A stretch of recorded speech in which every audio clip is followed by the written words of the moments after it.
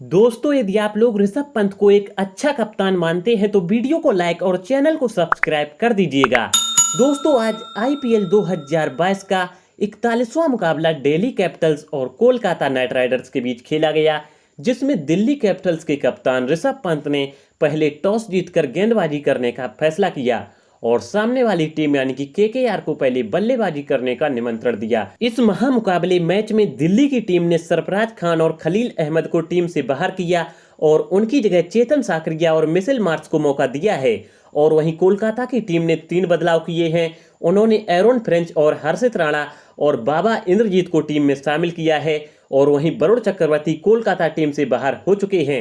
दिल्ली के कप्तान ऋषभ पंत आज अपना 150वां टी20 मैच खेल रहे हैं। इस मैच में कोलकाता की तरफ से फिंच ने तथा वेंकटेश अय्यर ने पारी की शुरुआत की, तो वहीं दिल्ली की तरफ से मुस्तफिजुर रहमान ने अपना पहला ओवर फेंका।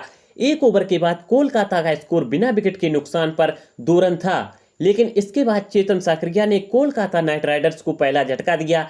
उन्होंने कोलकाता के सलामी बल्लेबाज को सिर्फ 3 रन के स्कोर पर चलता किया।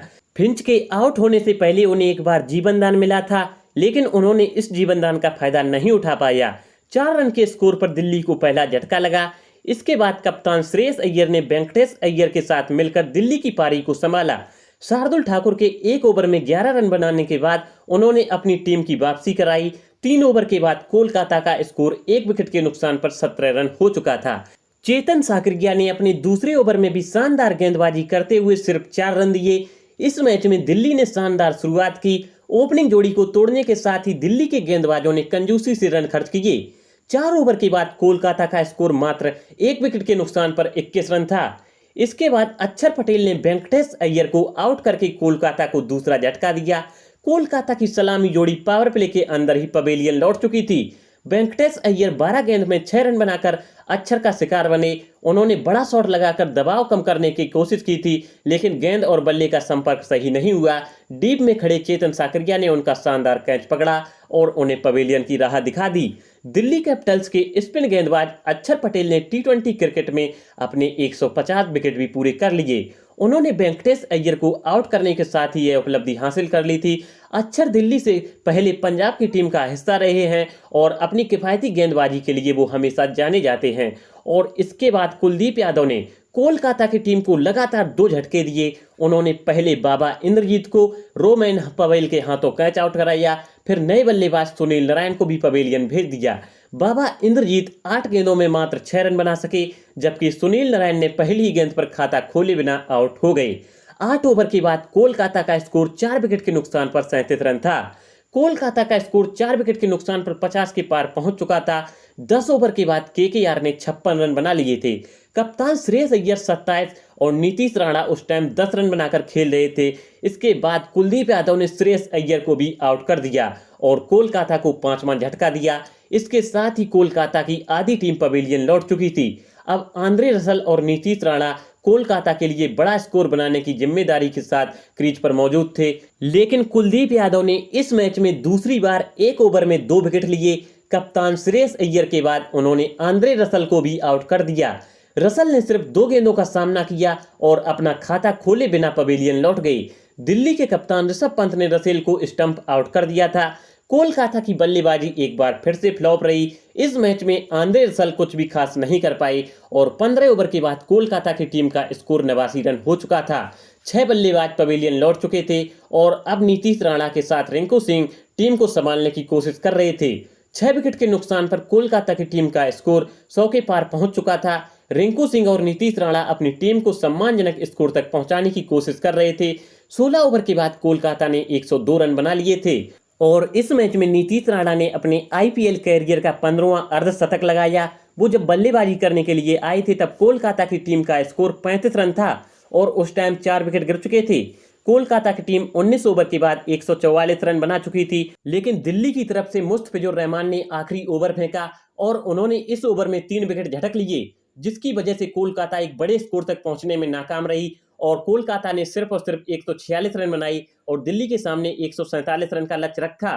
और दिल्ली की टीम जब इस लक्ष्य का पीछा करने उतरी तो उसकी शुरुआत बहुत ही खराब हुई। उमेश यादव ने पहली ही गेंद पर कोलकाता को पहली सफलता दिला दी। उमेश यादव ने पृथ्वी शॉ को पहली ही गेंद पर आउट करा के पवेलियन भेज दिया। इसके बाद हर्षित सक्सेना ने कोलकाता को दूसरी सफलता दिलाई।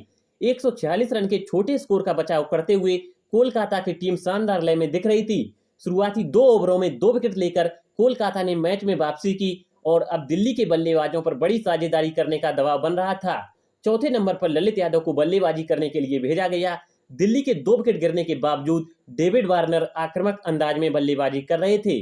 वो 10 गेंदों में 18 रन बना चुके थे और उनकी वजह से दिल्ली का स्कोर 4 ओवर के बाद 2 विकेट के नुकसान पर 36 रन हो चुका था।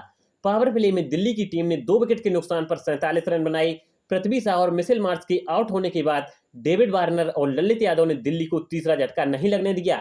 147 रन के लक्ष्य का पीछा करते हुए दिल्ली की टीम अच्छी स्थिति में दिख रही थी। डेविड वार्नर शानदार लय में दिख रहे थे। ललित यादव और डेविड वार्नर के बीच अर्धशतकी साझेदारी हो चुकी थी। ये दोनों तेजी के साथ दिल्ली की टीम को जीत की ओर ले जा रहे थे और 9 ओवर के बाद दिल्ली का स्कोर 2 विकेट के नुकसान पर 80 रन हो चुका था। उमेश यादव ने कोलकाता की टीम को तीसरी सफलता दिलाई। उन्होंने शानदार बल्लेबाजी कर रहे डेविड वार्नर को सुनील नारायण के हाथों कैच आउट करा दिया। इसके साथ ही कोलकाता के पास मैच में वापसी करने का एक और मौका मिल गया। आउट होने के बाद वार्नर ने 26 गेंद पर 42 रन बनाए थे और अपनी टीम के लिए यह मैच बहुत ही आसान कर दिया था। उमेश ने 5वीं गेंद पर डेविड वार्नर को शिकार किया। उनके अलावा आईपीएल में दूसरा कोई गेंदबाज 5 बार वार्नर को आउट नहीं कर पाया है और इसके अलावा सुनील नारायण ने दिल्ली को चौथा झटका दिया। उन्होंने ललित यादव को 22 के स्कोर पर आउट किया। इसके बाद ऋषभ पंत बल्लेबाजी करने आए लेकिन वो टिक नहीं पाए। उमेश यादव ने मैच में तीसरा विकेट हासिल करते हुए दिल्ली को बड़ा झटका दिया। उन्होंने दिल्ली के कप्तान ऋषभ पंत को विकेट कीपर बाबा इंद्रजीत के हाथों कैच आउट करा दिया। पंत सिर्फ 2 रन बनाकर आउट हो गए। दिल्ली की आधी टीम पवेलियन लौट चुकी थी और अब कोलकाता ने मैच में वापसी कर ली थी। 12 ओवर के बाद दिल्ली का स्कोर 5 विकेट के नुकसान पर 87 रन था। 5 विकेट के नुकसान पर दिल्ली का स्कोर 100 के पार भी पहुंच चुका था। अब दिल्ली के लिए यह मैच बहुत ही आसान हो गया था।